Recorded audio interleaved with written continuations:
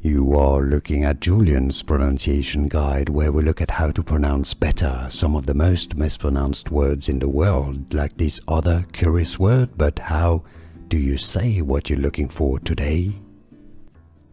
Let's learn once and for all how to pronounce this very beautiful Italian word, pronounced in Italian as cuore, cuore, cuore, meaning heart in Italian. So sometimes you may want to say my heart or my darling. Cuore mio, for example. Cuore. If you cannot pronounce Italian perfectly, you can say it as cuore, cuore, or cuore.